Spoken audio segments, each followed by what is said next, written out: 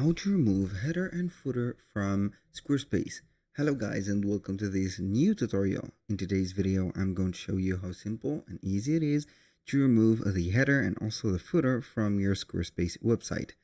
So we're going to head over to squarespace.com, sign in for an account, and then we're going to see, as you can see here, the dashboard. We're going to visit the account dashboard just like that, and we are going to select one of the websites. So I'm going to select our website. We're going to wait for a few seconds until it is going to load up, just like that. And now we're going to see, as you can see, the website itself, and we're going to have some properties. Now each one of the websites is going to have a header. So I'm going to click on edit. I'm going to showcase the header. This is the header. You can go ahead and edit the header by adding some elements or designing or redesign the header as it is, for example, changing the layout, the spacing, the effects, and etc. And also we are going to have a footer. So this is the footer. You can remove the footer if you want by clicking on remove, and it is going to remove it. But the header, unfortunately, we cannot remove it. We need a little bit of a code to remove it. Now, what is that code that you're going to put to remove the header and footer together? It is going to be a code that I'm going to put into the description section. So we are going to head over pages, and we're going to select the page where we are going to remove the header and footer. So it could be only one page or all the pages that are available. So I'm going to click on the parameters or the settings of the page, and we're going to click on advanced. Now we're going to head over our code injector and paste our code.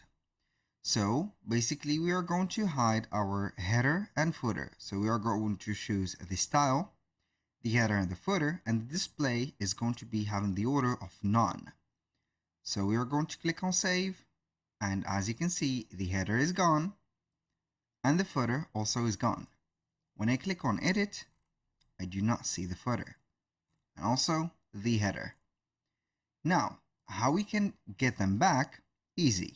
We're going to click on the parameter of the page, advanced, select all of the text or the code, remove it, save, boom. You're going to get them back. So basically, I'm going to show you that this process is not going to head or give this property to all the pages. How we can know that? Basically, you're going to select the page that we have put the code on. For example, this one. It is applied. We have no header and no footer. And we're going to select another page, like the contact one. Select it, and you're going to see your header pop in or showing right here, and also the footer.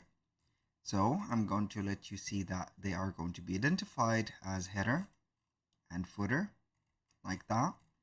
And we can go ahead also and do the same process for the other page, as by adding the code like this, and it is going to be gone like this. So I'm going to remove the code from this one because I need them back. And also I'm going to remove it for this page because also I need it here. So remember, the code is going to be like this. You're going to find it into the description section. That was pretty much it for today's video. Thank you guys for watching. I hope that you have enjoyed the content, and I hope to see you in the next one.